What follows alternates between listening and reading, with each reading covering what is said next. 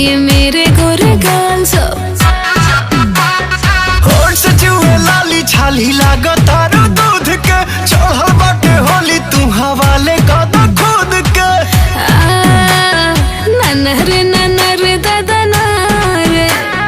डालने न दूंगी तुझा रे हजारे हजारे गोरिया रे होली में डोले न देबे कारे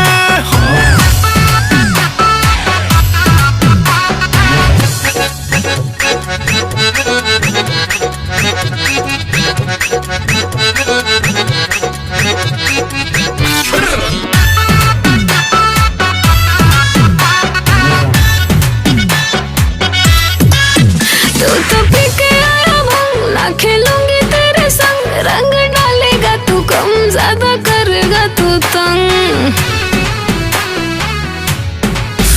तू हर सो रह के उमर बजा हर गोरी दूजे होली में ढाहेलू कहर गोरी हवा लूट लो न संगे तू लोहर गोरी बटे लोड पिचकारी लो मोहर गोरी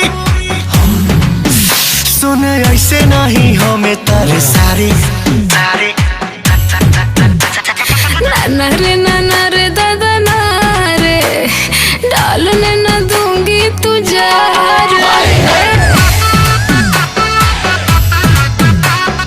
हजारे हजारे गोरिया रे होली में डोले न देबे कारे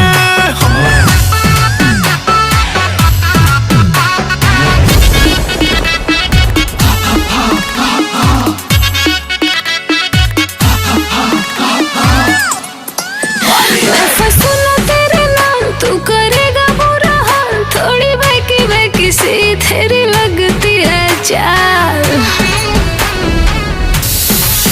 हवे फागुन महीना कैसे मानेगा मन गोरी चलबू तू ऐसे होली में बन ठान तोरा पीछे पड़ल बड़े हो जाए बचन बिना रंगले न छोड़ी आज तो के पवन तोर मन खुश रही लगा बारे